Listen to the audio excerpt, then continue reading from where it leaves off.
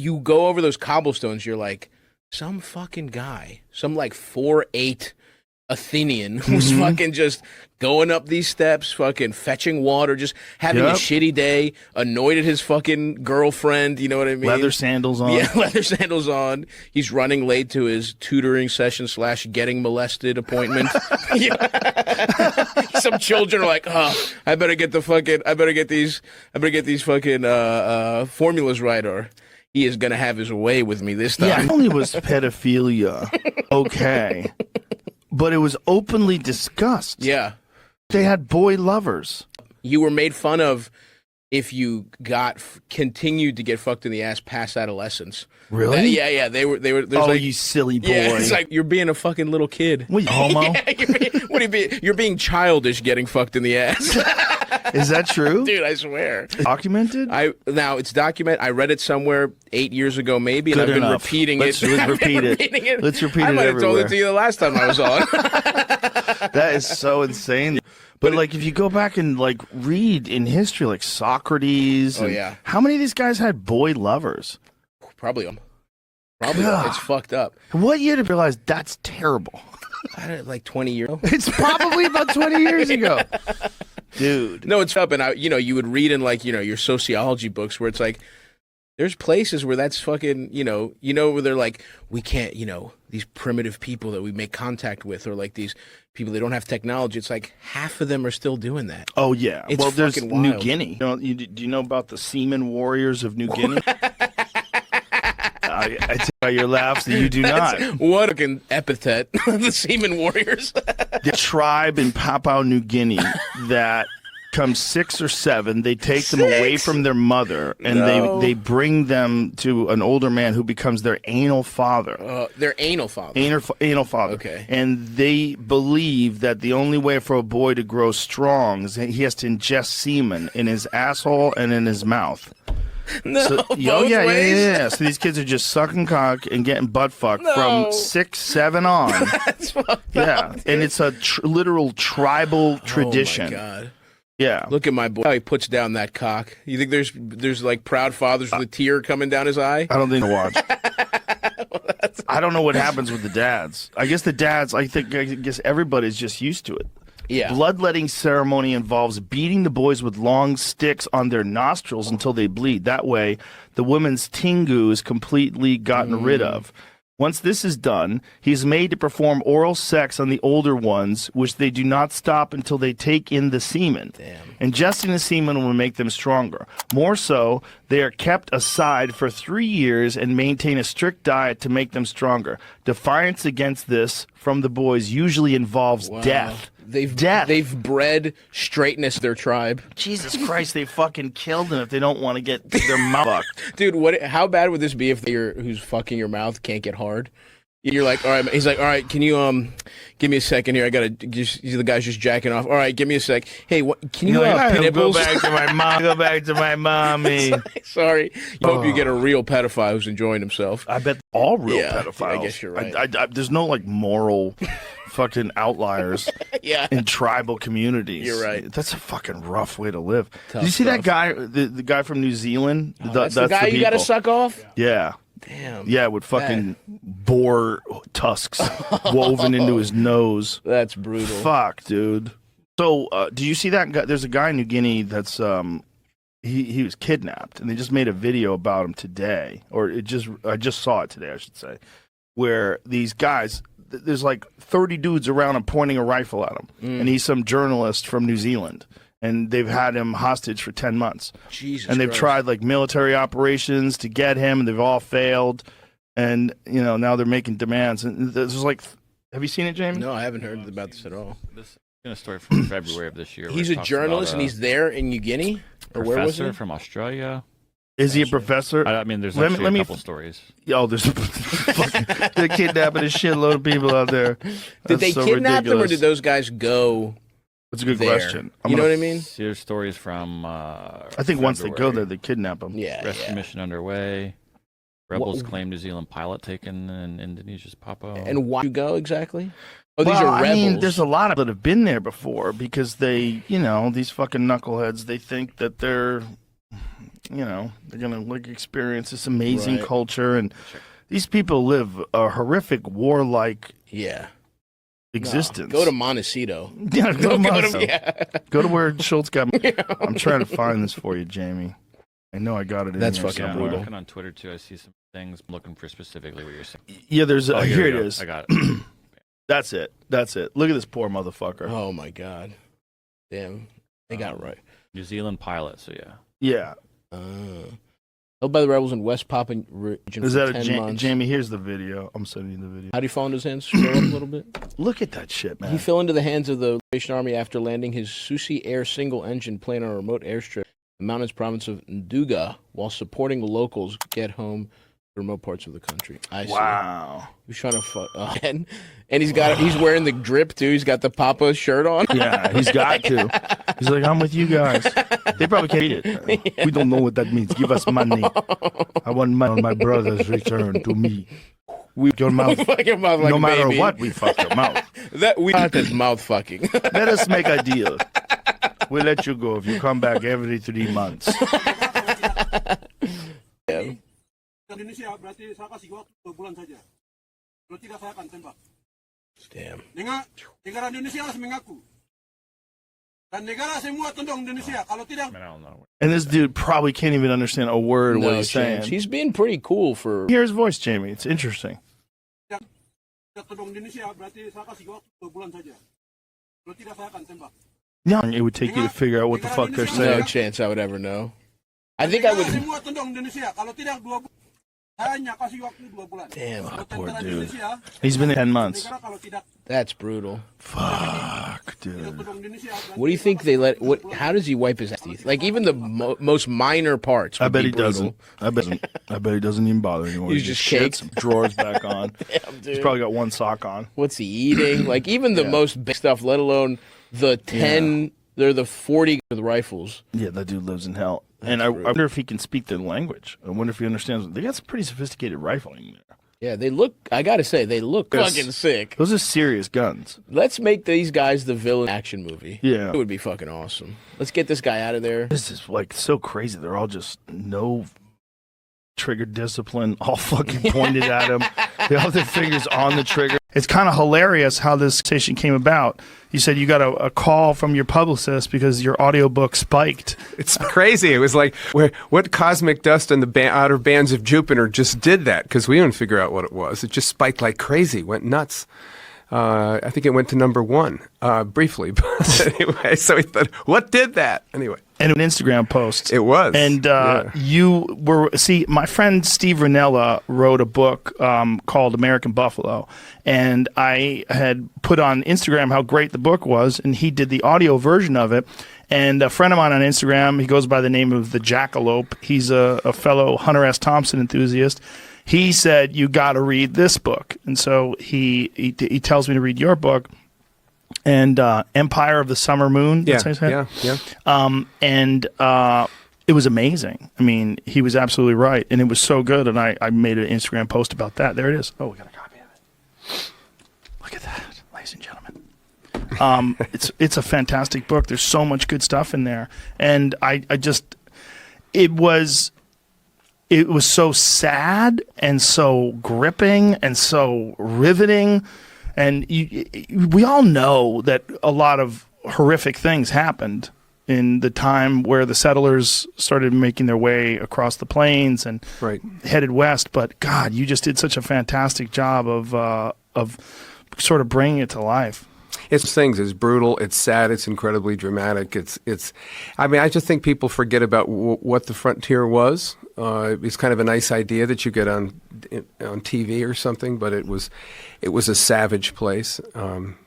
Anyway, I was trying to convey it with this, with the minimum possible of people being stanked out on anthills with their eyelids cut off and things like that. So, There was a lot of that, though, there was right? a lot of that.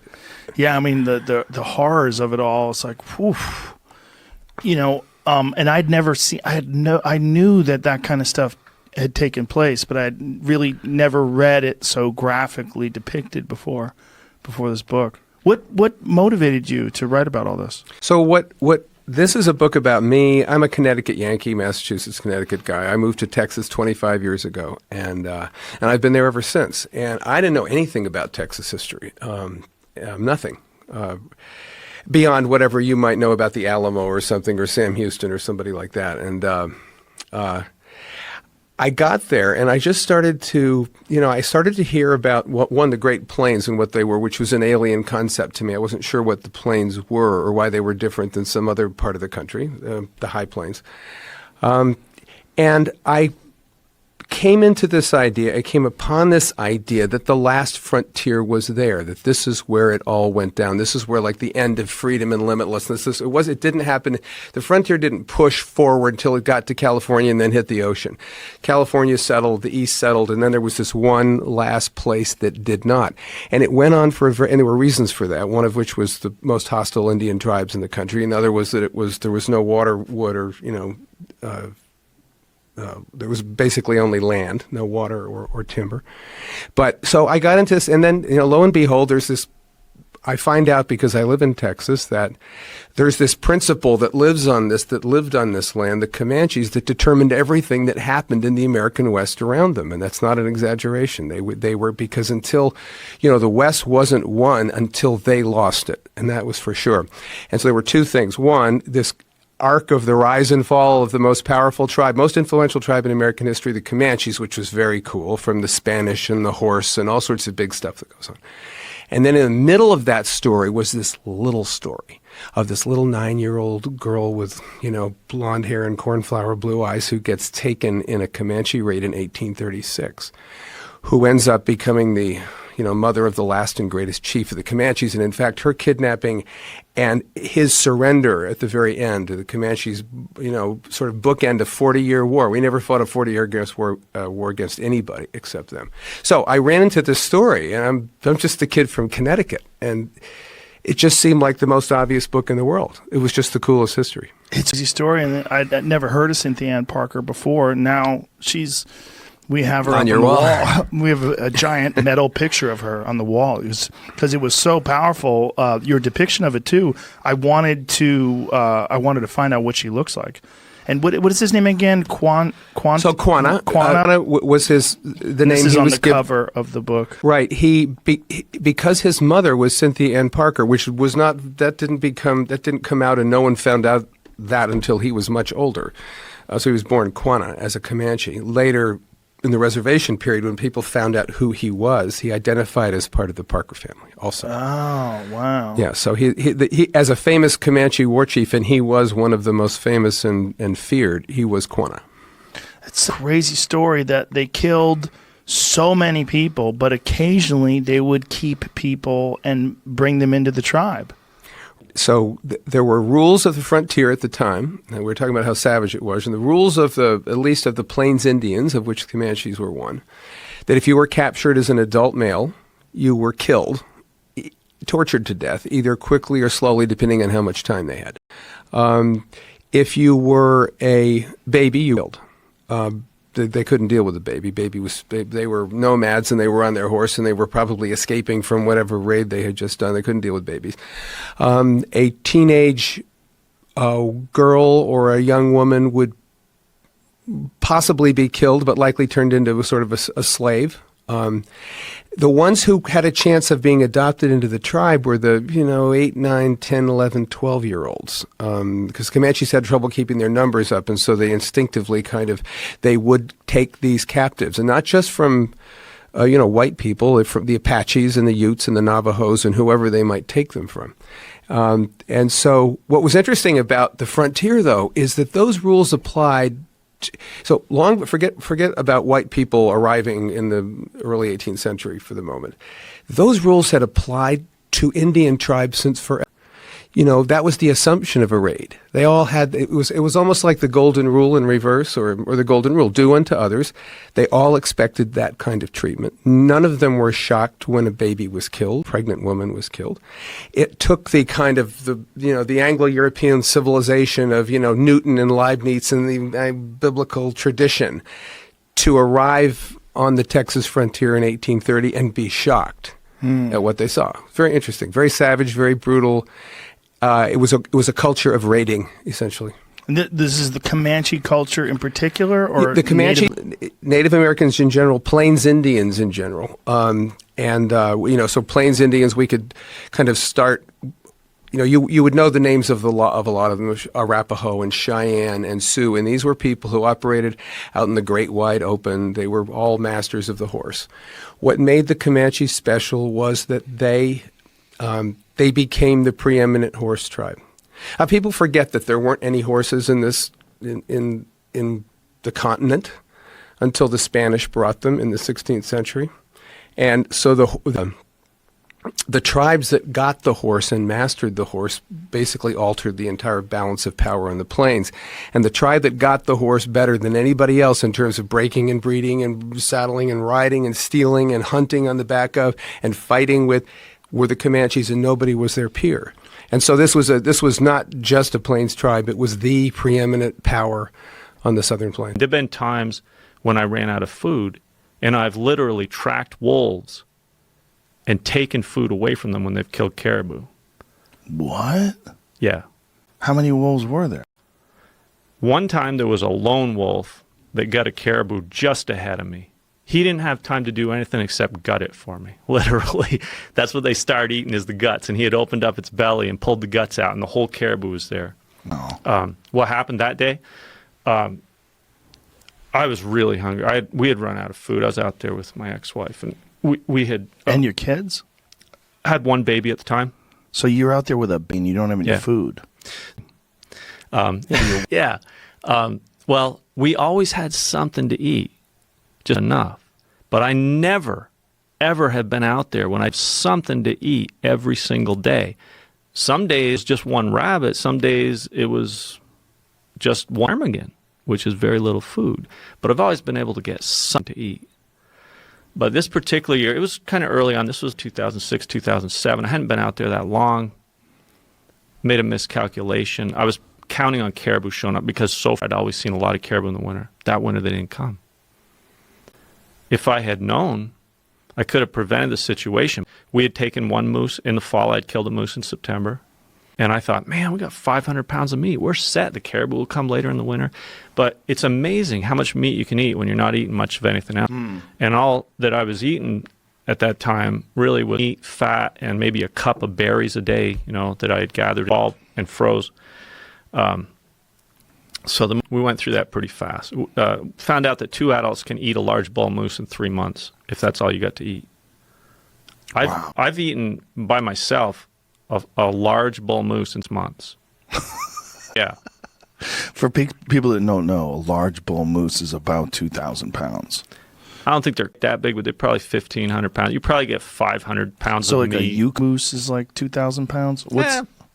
People exaggerate these things. they? They exaggerate a lot of things, Joe. So, but a big one, like somebody. a 60-inch bull, how much is that? Something like that. That's really what that bull was. It was about 60-inch bull. Wow. That one was actually 57, if I remember right. I don't pay too much attention to the exact measurements, but so I think someone at 1,500 pounds, which is like what? How many pounds of meat it is? I guess that you probably are getting 500-600 pounds of meat out of there. Are you taking the femurs and getting bone marrow out of them and doing all that jazz? Yeah. Oh yeah, that's really important part of my diet when I'm living off an animal is I like variety. And the animal has a ton of variety in it. One caribou will give you so many different options into food if you know how to utilize it. I've eaten everything out of a caribou except the poop, literally. You can even eat part of the antlers. When they're, Really? Oh yeah, in the spring when they're growing, they're soft on the ends. It's like a pickle. You skin them, you take the velvet off. In the last inch or two, it's got the consistency of a pickle. They're great. You eat it raw? Yeah. I eat a lot of animals raw. I eat a lot of parts of a caribou raw.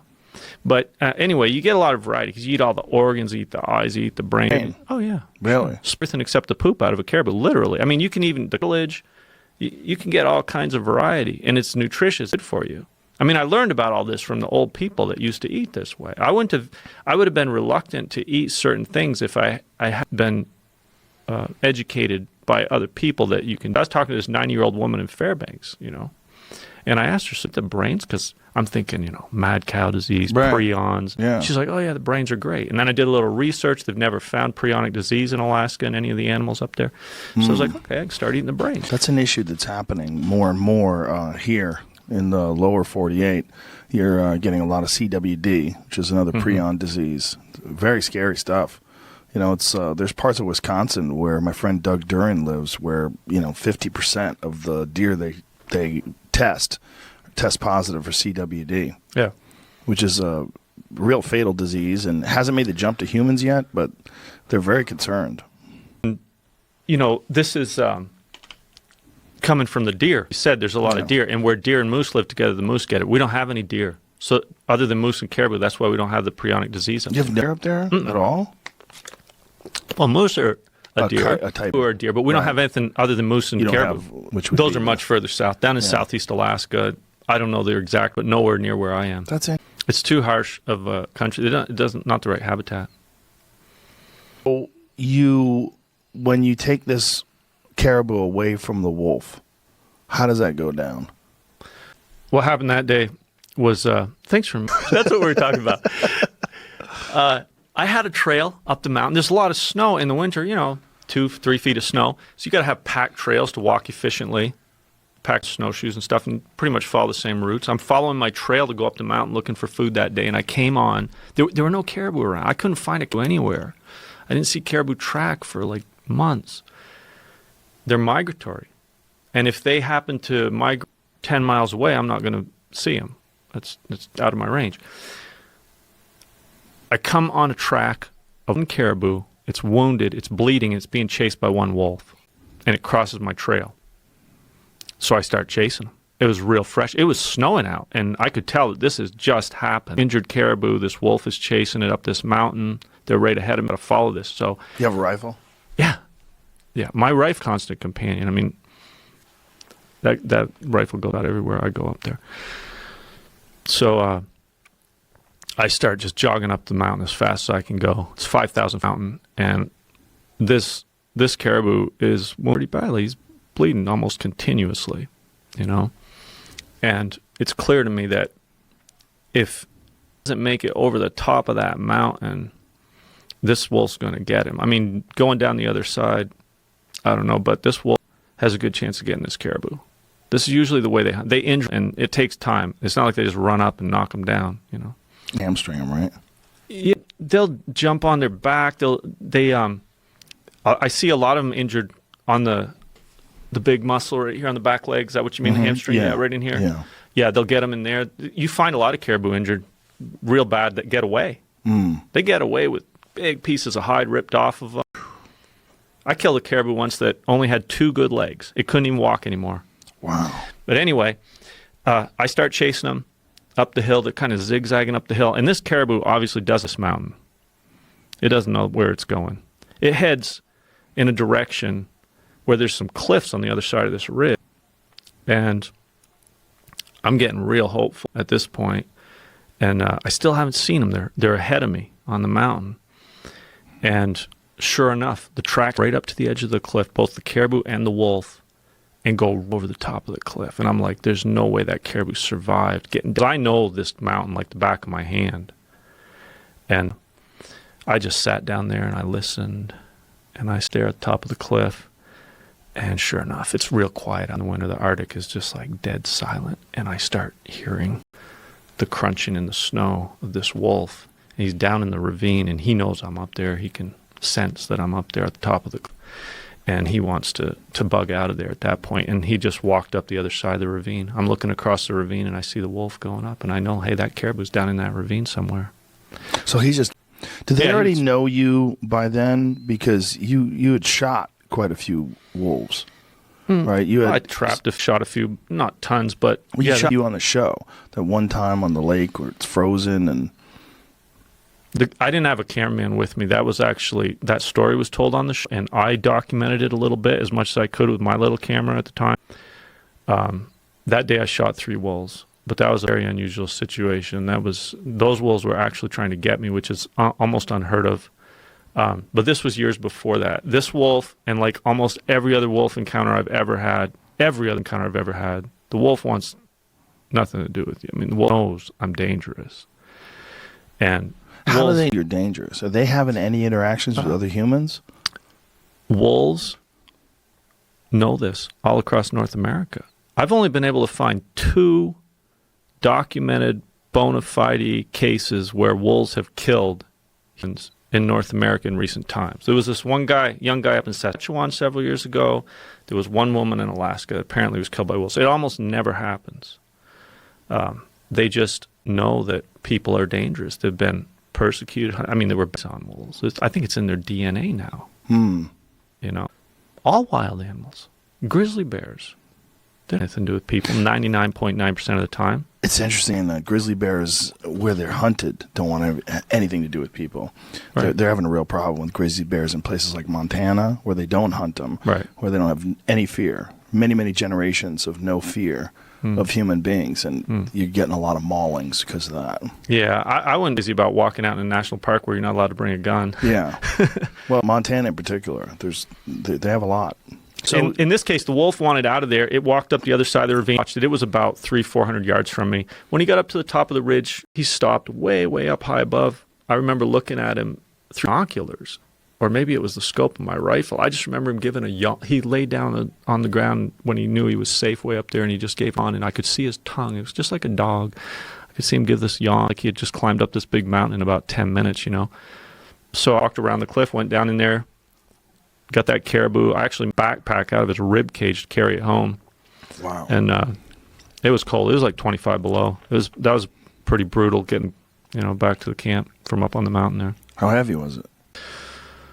I don't know. A lot of things I don't weigh, but a caribou like that probably weighs about 250 pounds like that. I obviously don't take all of that weight at one time with me. I carry as much as I can. Did you have a pack like a pack frame? I had a frame, and I just stuffed everything in the. I remember it was so cold, and I was so tired up there running up this mountain in the winter. And it's dark.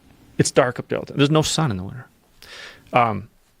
I just remember getting the head off that thing, throwing the legs and stuff in the rib cage, and throwing it onto that frame I had, and it was all inside of the big rib cage, still skin on it and everything. Was the wolf watching the whole time? He was up on top of the mountain. I wasn't paying close attention to him after that. I don't know how long he hung out up there. I would think that you want to keep an eye on that fucker. He knows you're stealing his I've done this food. other times. Wolves, I spent a lot of times around the wolves. This has been a lot of times. When the snow conditions are just right, you can actually keep up with wolves, believe it or not. I've stayed with wolves all day long, going 8 or 9 miles. When the snow is deep enough, they start walking single file, and every wolf in the pack steps in exactly the same track.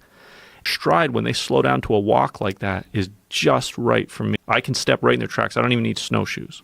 Wow. If there's less snow, you can't keep up with the wolf. Their normal gait, they're cutting. You can't even come close to that speed. But when the snow gets deep and they get single file, if you're in good shape, you can jog behind wolves all along. And I followed wolves. I followed a pack of 12 wolves 8 or 10 miles. They were hunting caribou right in front of me. There was another time I remember taking caribou meat away from a pack of wolves, which I didn't even see. They had killed the caribou, but there's a lot of brush and different stuff around. I discovered it because the ravens flew up off it. I went over there, and judging by the tracks, there were half a dozen wolves around. And I took that caribou that time, brought it home. But I had a lot of interactions over the years with the wolves, and I never had wolves act aggressive to me. I've had them act curious. I've had them act scared. I've had them act indifferent. I never had wolves act aggressive to me until that time, January 2012, when a pack of 20 wolves literally took after me out on, and I did shoot 3 of those wolves. And what was that? Why do you think they were taking after you? It was a very unusual situation. First of all, there were 20 wolves in one place. That's unheard of up there. That's totally unheard of. The largest pack of wolves I've ever heard a count of that far north was 7 wolves, and that was back in the 1970s. And usually there's 5, 6 wolves in a pack up there. It's a real hungry country. It's hard for them to feed them. If the pack gets bigger than that, they have to split up and go somewhere new. But I don't know what happened that year. I don't know if 2 packs combined. I don't know if the pack just grew to that size, but it was unheard of. Anyway, I'm up on a mountain. I look down at the lake. It's in January. It's just twilight in the middle of the day. I see this big brown spot on the ice. I'm like, what that? It's like out in front of my cabin about 500 yards. This big brown spot. First I thought it was water overflow that comes up through the ice lines when you get a crack. I get out the binoculars, I'm looking, and holy cow, that's a giant pack that just took something down on the lake. I can see like was breaking off, one of them's breaking off and then coming back over, and I realized what's going on. There was very little snow that year, even though it was January. It had been cold since September, but very little precipitation. There was only about maybe 4 or 5 inches of snow, so I could literally run down the mountain, down at the lake within 20 minutes. And right to my cabin, I got my camera, I got my tripod. I'm like, this is phenomenal. I got to document this. And I start walking across the lake out to where they are to get pictures of this. So I get about 350 yards from these wolves. I still don't know what the animal is up there. And, I can hear them. You can hear them breaking and stuff. The wolves, it's just amazing. Yeah. And I start taking pictures, and I run out of battery. I'm like, oh, shit, I ran out of batteries.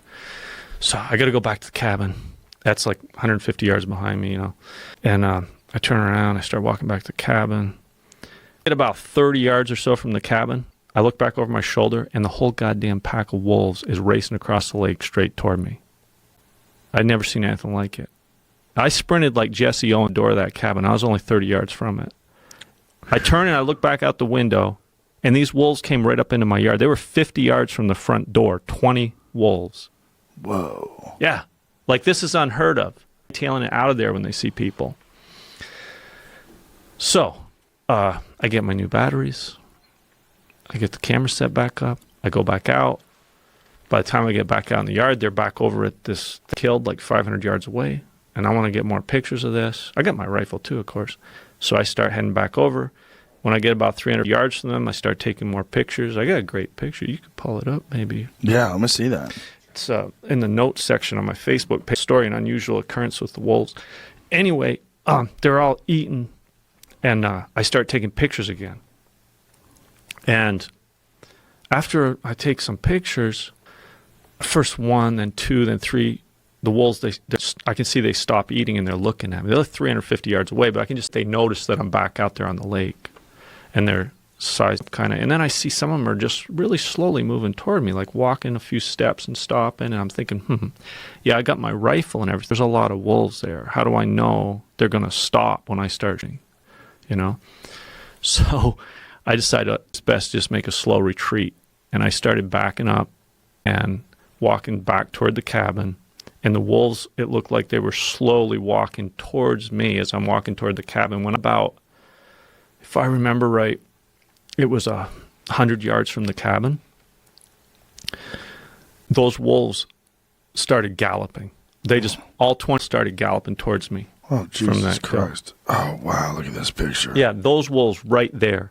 They start galloping towards me, and I dropped that tripod right there where I was, and I was 100 yards from the cabin. They were 400 yards from me, and I ran as fast as I could for the cabin, because I thought, hey, if I start shooting, what if they don't stop? The ones, it's 20 wolves there. I got 4 or 5 rounds of. If I had one in the chamber, I had 5 rounds of ammunition there. I ran for the cabin. I go in the door, and just like the time before, they're right there in my front yard. I look out, and they're 50 yards away. They're all milling around, 20 wolves. I'm like, Jesus Christ, this is amazing. I've never seen anything like this. So, but I'm safe and sound in the cabin. So I just collect my thoughts. I'm like, man, it's time to teach these wolves a lesson. If I let those wolves leave now, they're going to think I'm just food. I run away when they see me. Right. I could be out there in the night, in the dark, not even know wolves are around, and get ambushed by them or something. So I had to shoot some of those wolves.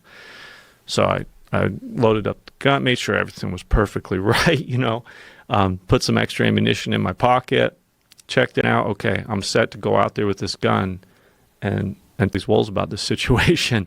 And I go back out, and they were back at the moose. It turned out to be a moose they'd killed. They were back there at the kill. So I thought, well, it'd be a lot safer shot from close to the cabin, rather than out there on the open ice. So I'll just see if I can lure them back over here. And I started running back and forth right in front of my cabin on the ice just to get their attention. And sure enough, it worked. That whole pack of 20 wolves started racing across that lake at a full gallop straight toward me. I couldn't believe it. I was right in front of my cabin. I'd just run back and forth like 50 yards out to my little hole in the ice and back to the cabin a few times, and they just started running right. So I sat right down there on the bank, on the shore, right, 15 feet in front of my porch, and started shooting. I think if I remember right, the first one I hit was 264 yards. I measured it all off today. It was kind of interesting just checking out the tracks and seeing what had happened. I hit 3. Yeah. What happened when one got hit? They stopped at the closest tracks to me were about 40 yards, It so was close. fast. I was just sitting down, braced, shooting. I remember reloading after I shot 5 times.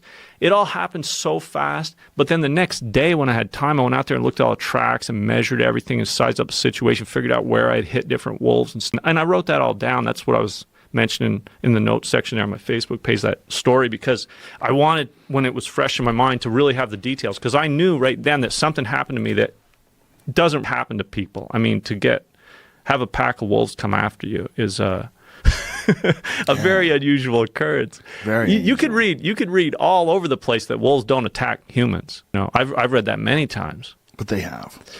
They have, at least particularly historically. Historically, the whole Red Riding Hood.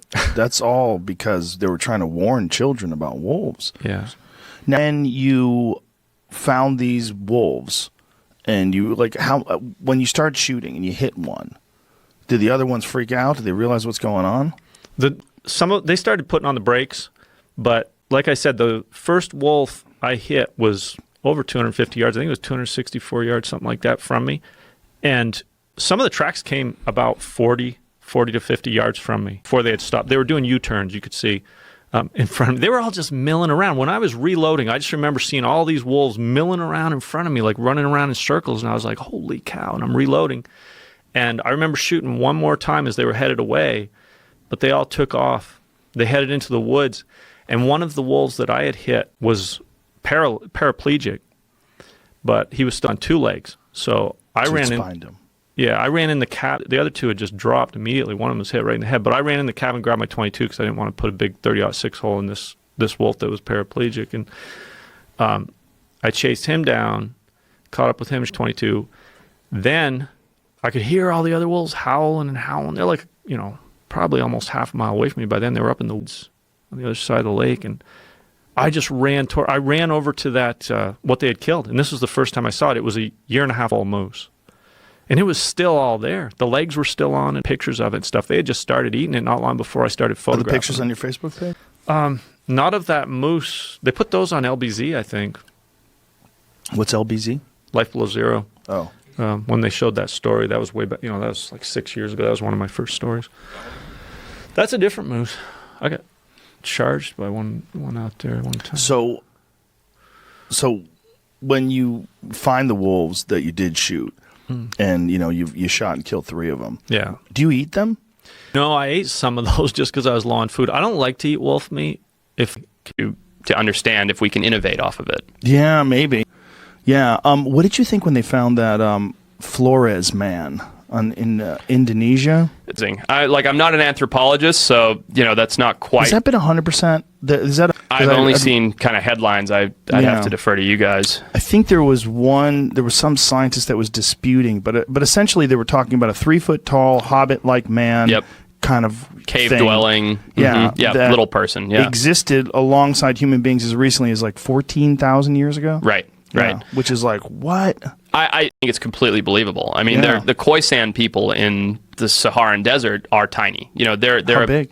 Like 4 feet. Oh. And you might have to double check this, but I believe until the 70s, people used to go and hunt them. Maybe it was earlier. It was 60s or 50s. But you could go and hunt this primitive-sized human being as like a hunt, like an old Englishman with his big mustache and his musket would go hunt these people. Whoa! And now we have an understanding that they're people. Like you can't fucking go and hunt them, but like, what's to say there weren't tribes like that all over the world that other people used to hunt that drove to extinction?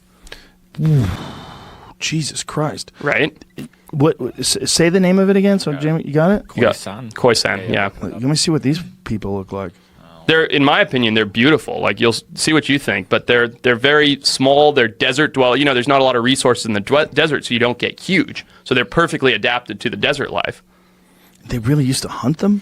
Yeah, and they look just like people. I mean, you'll have. Yeah, I'm trying to find a good picture. But they're still around. Like, these aren't an extinct race. They're still there. Oh, wow. Yeah. Have you ever seen The Gods Must Be Crazy? Yes. Yeah. It's like those people. Those were kind of taller Khoisan, but those are Bushmen. Wow. So who are these people that used to hunt these? Like I said, kid you not, it was like the old English explorer would go and conquer Africa and hunt these people like they were an animal, you know? Fuck. Crazy, right?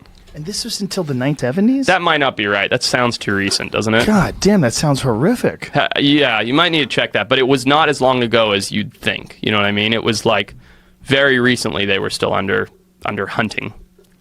And they're people. Yeah. Jesus Christ.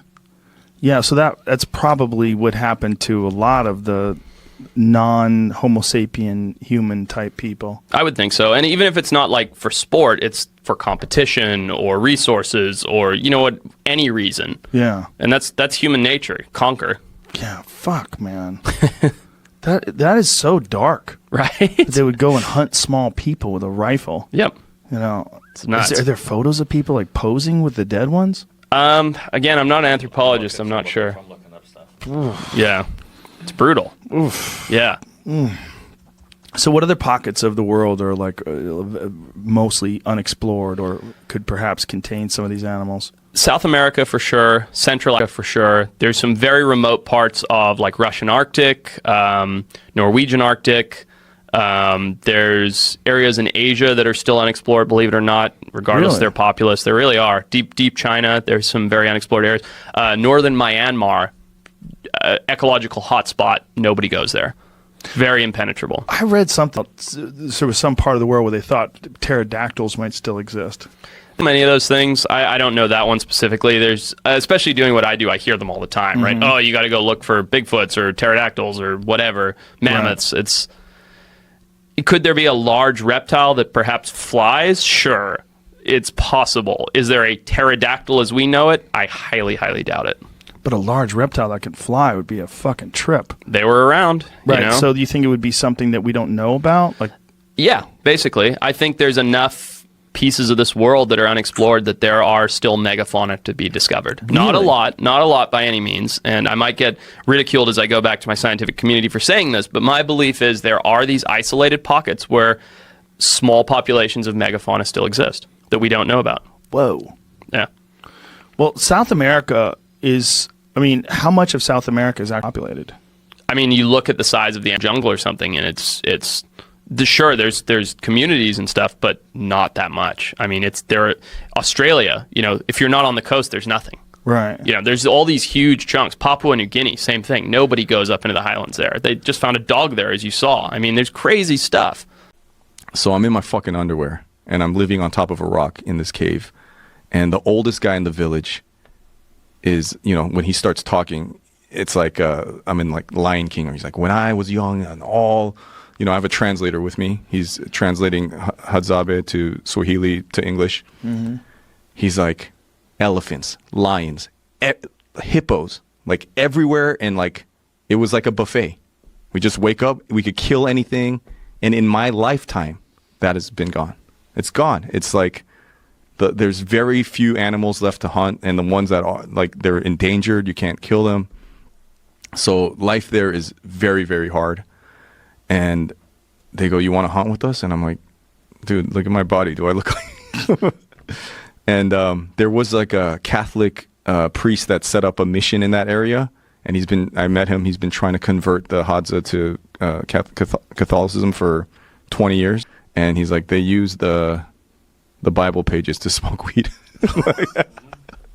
So what do they hunt with? Bow and arrow, like homemade bow and arrow. Homemade bow and arrow, like just they take this wood, and they spend all day making the arrows. Yep. They use their teeth. They show you? Yeah. They show you how they did I learned all how this? to make it. And then they use their teeth to, I think I know that guy. That might be Rasuli. And then there's a plant that they harvest, and they do all this stuff to it. And then that's the poison that they put on the tip of the arrow.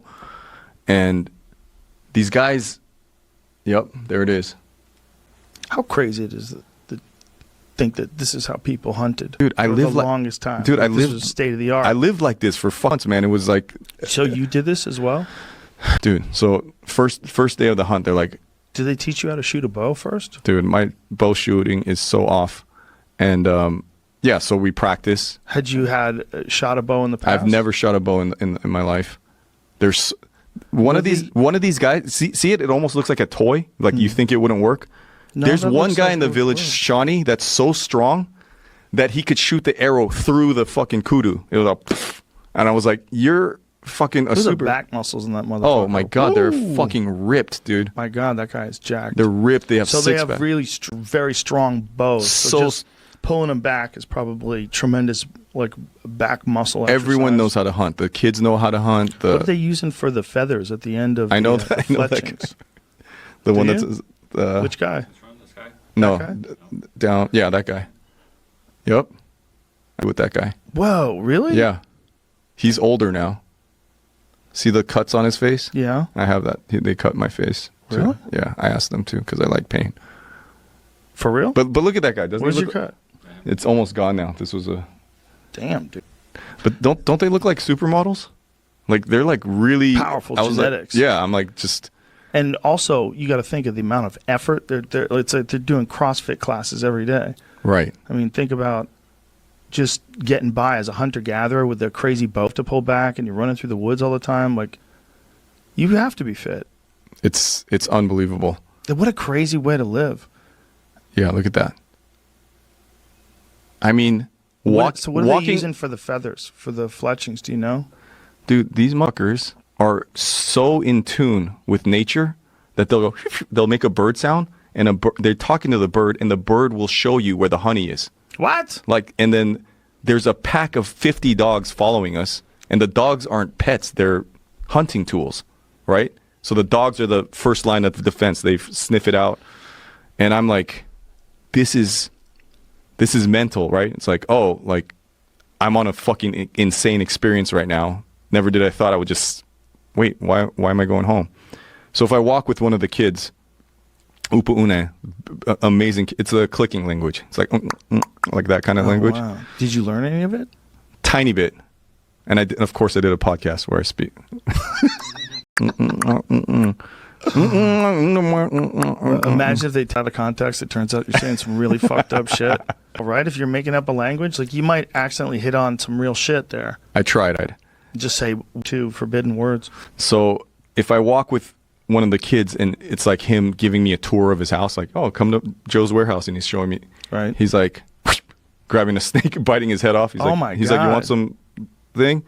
Climbing a tree. With, He just grabbed a snake and bit its head off? He takes out his slingshot, a pebble this big, bam, hits a fucking bush baby out of the tree, breaks his legs, puts it here, and it's like, snack for later.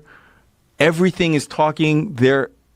It's like, it looks like they're just goofing off and playing, but they have some, what do you call it, microbes and gut biome kind of things in their stomach that no one else on the planet has. So the translator's explaining to me, Canadian scientists come and literally steal their shit. They find them and they steal their shit, and I'm like, Their actual poop. their actual just poop to get their biome. because there's biomes in there that don't exist anywhere. Secret to a healthier Dude, they might have- microbiome and- hidden in the Hadza diet. If you Google steal African shit, I bet you it'll come up. I wonder- See, look, there it is. So see the bees on his fucking head, Yep, they're lighting him up, and he's eating the honeycomb and it does anyway. nothing to him. Really? So we go climb. Hey, come on, climb the tree. Guy sticks his fucking hand in the tree, scoops that out, starts eating it like it's a fucking hamburger. Bees, and I'm like, bro, I'm cool. No, come on. Like we've been doing. That's a kid doing this, right? Yeah. That kid's. I go in, one sting. Ah! My fucking hand inflates to like a Mickey Mouse, like Wow. I'm like, you've been getting stung since you were a kid, so you're like immune to it, and they're just. Doesn't bother them. It doesn't bother them. They're fine with it, and their body has also gotten into it. Right. That's crazy. They're biting that honeycomb like it's a snack, and all those bees are on his head, his hands. And the thing you never see in all the National Geographics and all the nature documentaries is that it's always serious. and here's the Hadza warrior, and here's, you know, whatever Nate. These guys crack, you know, they're like, do you want to come with us tomorrow? Like, none of your eating Cliff Bars and hanging back. Like, you want to? I'm like, yeah, I'm in. Okay, we leave at first, you know, the second. How are they saying? With me. Oh, okay. He like works with them, and the, you know, it's like worst case scenario when they don't do food. This is the sad part. They do the fake show for the tourists. Like, the tourists come in, usually European, and then they put on the fake. It's not fake, it's real, but they dress up and do like dances and stuff, and they give them money. Oh. So I wake up at 5:30, first noise, boop, and then laughter. I'm like, are these fuckers doing fart jokes at 5 a.m? And that's the thing that people don't realize is when you don't have TV, internet, entertainment, and you're just with your family and your homies all day, you're bored as fuck. So they joke morning till night. Like, I don't know what they're saying. Laughter. Someone cuts a fart, joke. And I'm like, all right, let's go. So you saw the pictures. Yeah. They're ripped, back muscles, 6-packs. The kids have 6-packs. I was very out of shape. I'm still out of shape, but I was the most out of shape. And think about waking up at 5:30 in the morning, and the thing that's the final animal that's like kind of left is baboons. They almost call them in that part of Africa like the baboon men, because that's what they eat. Tastes horrible to me. Baboons look human. So we're in a cave. Men sleeping on the top, women on the bottom. We wake up, there's another cave, and you see, oh, there's people in that cave. No, they're baboons. And they're pointing at us. They're like, look, they're coming. So I'm like, this shit is crazy. We're hunting baboons. They're like, there's tons of meat on them. It's enough to feed our family. Think about, like, running again. I was pretty fast in high school. I could do the 50 pretty quick. I can't run at top speed for hours. And I got these. I'm drinking water, and in this environment, it's an advantage to have black skin because it's cooling. These guys aren't sweating. I'm like, what's going on? We've been running for 5 hours. You guys aren't sweating. What the fuck? And they don't get tired, and then they'll just start digging a hole and drink like a handful of brown water, and that's enough for them. And I'm like, dude, what the fuck? And they're telling the translator, this motherfucker looks like he's never caught anything in his life. And he's like, he hasn't. And to me, I'm an alien, right? They go, he gets his food from supermarkets. What's that? They hunt the food for him. They cut it up and package it and sell it. Like, they don't believe it. Right. The shit I tell them, they're like, hey, you guys, you look like a fucking supermodel. Can I bring you to America and do a fashion thing and get you guys paid? And why would we want to go to America? Well, tell me what you know about America. Isn't that the place where people jump off buildings to kill themselves? Like, that concept is so foreign that when someone explained suicide to them, I was like, oh my God, they don't. And in the time that I'm there, like I said, that first week is withdrawal. I'm like, fuck, where's my phone? And then all of it goes away, right? I'm not thinking about any of my addictions. I'm not thinking about, like, I feel peace. I'm not miserable. My depression goes away. And I go, morning till night. You wake up, you hunt for food, you get home, celebration, everyone's happy that the men brought the food back, the women, gathered the berries. We have a big dinner celebration because every meal you got to be grateful for. Dance party by the fire, and you're out. A couple fart jokes, and you're out. Repeat the next day. There's no time to be like bored and sad and upset and worried about some bullshit. And so I'm trying to keep up with these guys. They're running at top speed. Like, say this is say these are the baboons on top of they're doing a perimeter. They're doing okay, we're going to come up all the sides, and the dogs are on the forefront, right? They're running faster. There's a guy named Ale Ane. He's got some dreads. He's the village, the tribe pothead. He's got the Bible. He's rolling joints for everyone. He's about 50 feet behind. He's running at he's not doing this. I'm maybe like 200-300 feet behind this guy.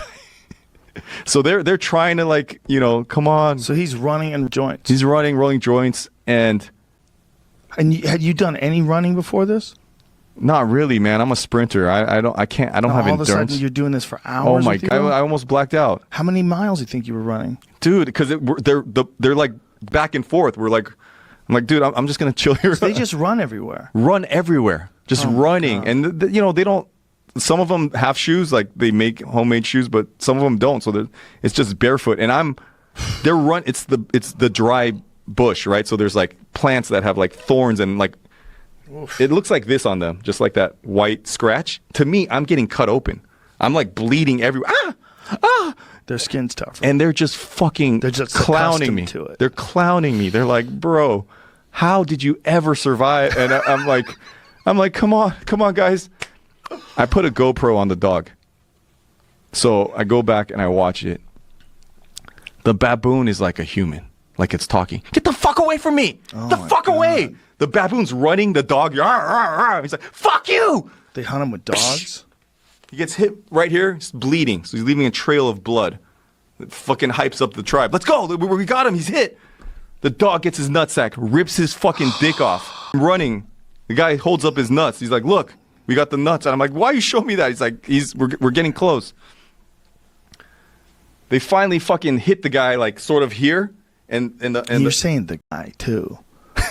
The baboon, you're saying it hit the guy. It looks human, man. God, it does, right? It looks real close. He backs into a tree. Like a dog human, though. Yeah. And all the dogs are dope. I love these dogs so much. They're all hunting dogs, so they all have scars and fucking tails missing. Like, because the baboons have fangs. Yeah, that's they what I'm pick saying. the dogs up and they rip a chunk off. Oh, my God. And these dogs are so hardcore that there's a dog that had one leg missing. There's a dog that you could see his ribs, and they're still down to hunt. Oh, my God. Like, they're in the back with me, but they're still, like, I want to show value that, you know, because I interviewed each person in the tribe, and I said, what is the happiest day of your life? And they all had the same answer. The day that I hunted the biggest animal, and I got to feed everyone, and I was the hero, and... So these are all baboons for how long? They've been only hunting baboons. I mean, it's been for a few years now. I mean, they'll hunt anything. They'll kill anything, right. and they'll eat. But there's nothing left but baboons just recently? It's getting to just that, and even then, because this day, that day that's on the first hunt, because there was many days we hunted where we didn't catch anything, and that's like super downer for them. But this is my first hunt. I had the GoPro. The guy shot. He backs into a tree, like his last stand. And the dogs just start ripping his guts out and start fucking, and, you know, and I'm watching this and he's like, and it's like he's going, fuck you. And he's just like, picking dogs up, throwing them. Oh my God. And then they just come up and they go right in his chest. He's dead. This is all on GoPro. I wasn't even close. I was like, wait up, guys. Fuck. They tie the foot and the leg and they make a backpack. That's how they carry it. So they caught that day. So they bring it back to the village. I don't know if you saw in that picture, I brought my top with me. So I was like, they don't waste a part of this thing. The person that killed it gets to eat the dick and the balls. They eat the head. They eat the brains. They turn the fur into like jackets. And they eat the brains. Dude. So at night, I thought dinner time was over. But think about it. How much protein and nutrition is in the brain, right? And it's the final thing, right? They stew the head that's in that pot. And so the brain gets cooked. And then it's like a delicacy at the end. They like tap a hole in. And it's, you know, they have black skin. Like I remember, like it was fire. It was in the cave. It's nighttime. And I just hear eating. And I turn my flashlight on. And I see like the whole tribe just chowing the brains at the end. They're like, this is our favorite part. And save it for the end? Yeah, and they're just like, and then, so it's all this white brains like streaked on their face, and I'm like, yo, you want to get in on this? Give me some of that brain. So I had some brain. And did you really? I ate everything. I mean, there it is. Oh my God. Doesn't that look like a person? That's so intense. So once the fur I'm not is... putting that on the screen just so No, yeah, good. Once the fur... Look, that's so this is fucking... Should you put it on the screen or no? I don't Look, You guys in trouble? This... I'm just not going to for this Okay. sense. Well, let's say this. That's how hardcore this picture is, right? You can find it. Yeah. You can find it easily. Look, for like you want to talk... This is life or death. This is, you know, I this get is... it. I understand. So when... But I'm saying it isn't, and there is a thing about primate brains, Right. prion diseases that you get. They find them in cannibals. So there's something about eating a human. See, I'm smoking the weed. Humans eating human brains. Oh, so they did get a bird there. Yeah. So sometimes they get birds too, So I am. but they're eating mostly baboons. I tasted it. I wasn't eating it. I'm like, I have a million Cliff Bars in my backpack. I know. That is so intense. There's the dogs. Seeing that guy carry a baboon on his back, like the way you're describing, is so intense. They got some sort of an antelope or something there, and then they're drinking out of that water, But they're smoking weed with the Bible. there. It is, dude. Look at this fucking guy. So I pass out. Ooh. There's nothing left in the gas tank. I pass out, and the next day I'm like, okay, like I'm becoming a man. They're like, Did you eat the actual baboon meat as well? I ate the baboon meat. It's not for me. And I eat everything. What did it taste like? I've never eaten a human, but I'm imagining that's what a human would taste like. It was just, I don't know, gamey. That's the only. It was just. It was strong, but. Well, you got to think physical strength of those animals, Dude. and how tough their meat must be. And all the testosterone, everything is being released. It didn't taste good, but they loved it. The Americas are very mysterious. It's, I mean, very comparable to Egypt. With just the amount of questions that haven't been answered is insane. And the Olmec world is fascinating. And so, there's, Graham in Fingerprints of the Gods, he talks about how the Olmecs they may have like African features, and of course that was 1995, and so I don't know 2015 you talking and he's like well I published that then, but DNA research has come out that says that these people don't have African DNA in them. Maybe this is Polynesian, maybe this is Australasian people intermixing and they have this unique look, whatever. But in the Olmec world, there's this monument that is actually called El Negro. And you look at it, and it's not an Olmec. It is an African man. And I post about this on my X account, and I just kind of like list everything I've seen in the Olmec world. And I'm like, this is really fascinating. Maybe this is evidence of Africans who were in the Olmec world. And I hadn't seen this monument before I saw it in person. Because you go in the Olmec realm in region in Mexico, and you go to these museums, and you look at the log or the ledger that people have been on, and nobody has visited this museum in the last 4 months. And before that, it was 6 months before that, and the monuments just kind of sit underneath these metal roofs, to protect them from the rain. And it's like this completely lost civilization. Is there an image of this that's available online? Yeah. There we go. So if you pull up an Olmec head, you'll see these guys are very, and especially if you can get, there we go. Look at. Okay, so that's so that's a regular Olmec head. So you can see that these are two different races of people. The Olmecs have very soft features, round faces, big eyes, big lips, kind of big noses. They have very soft features. And this El Negro monument has high cheekbones, this defined jawline, this intense. There's a lot of variety just in, like, let's just say Italians. There's absolutely. So couldn't this just be someone who's on a spectrum of features that, I don't think it's that much different than you don't the think so? Olmecs. Well, no, when I'm looking at it, I could imagine, like, there's, like I said, just, my nationality, Italian. So there's Italians with very thin faces, and there's these big, thick ones, and people vary quite a bit. There's enough similarities that I could say, those could be the same people. Well, the only answer I give to that is when you visit the Olmec realm, you see a lot more just the heads. You see a lot of Olmec faces, dozens and dozens and dozens of them, maybe well over 100. And when you've seen them all, and you kind of get a gist of like the way they generally look, this guy will really stand out. Like I took a group of students there, and we all, as soon as we all came in and saw it, based on everything we'd been seeing for the past week, it immediately stood out to us. Well, certainly the thick brow is unique. Well, all the other Olmec are wearing helmets. And that hair, well, it's kind of that curly hair, and or at least it looks like it to me. And so anyways, he could be Olmec.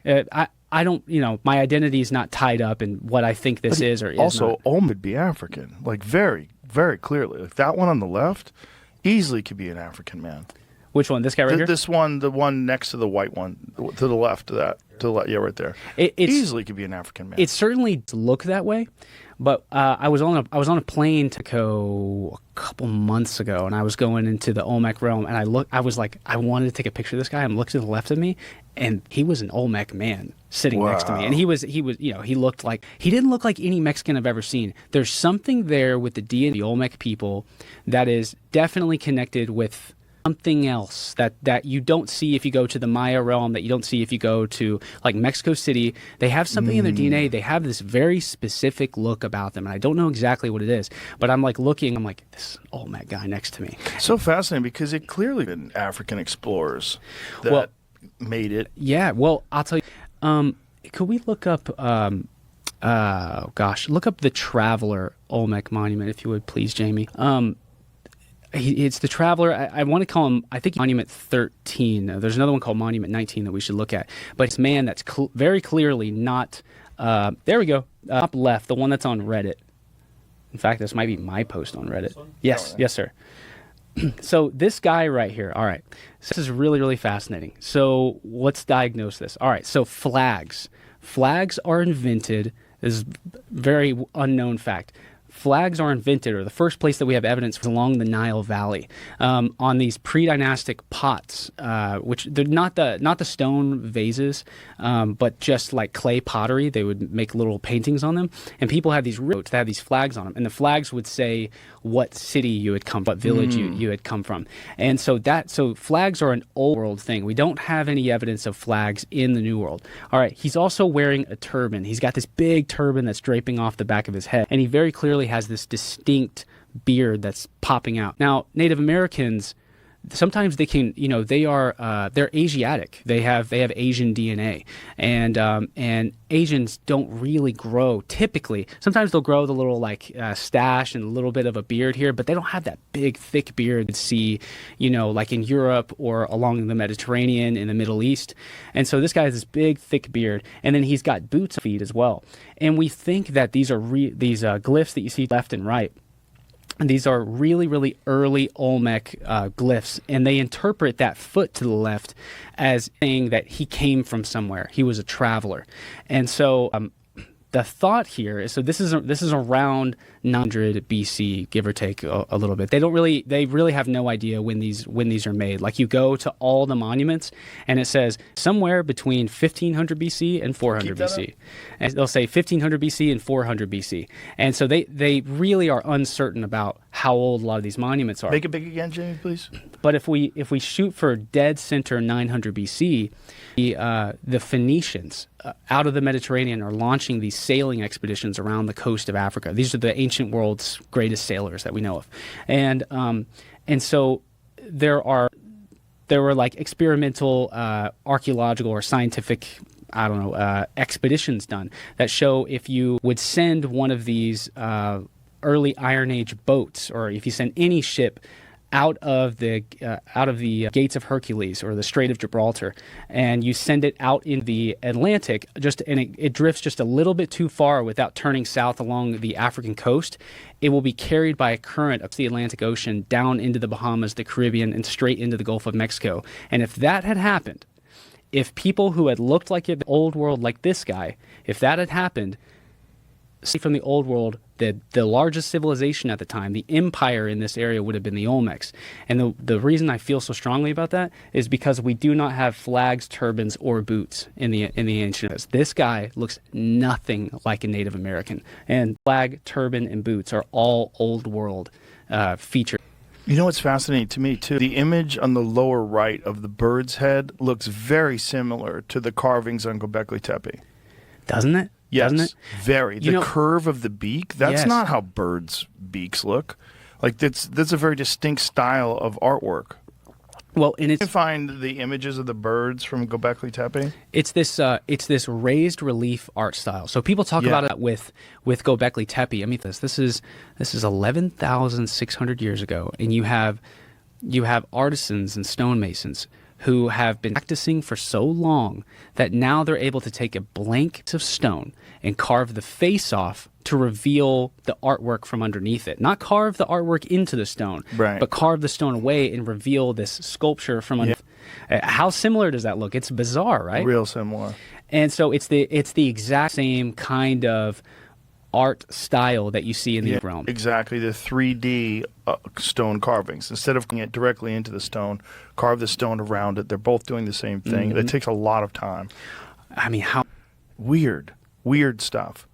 It's also like the idea that this is documenting time. That the handbags or whatever those things are, what it actually is the sun going over the earth. You know, I'm writing a paper. This might be a good place to talk about it. So you know the hand history is very fascinating.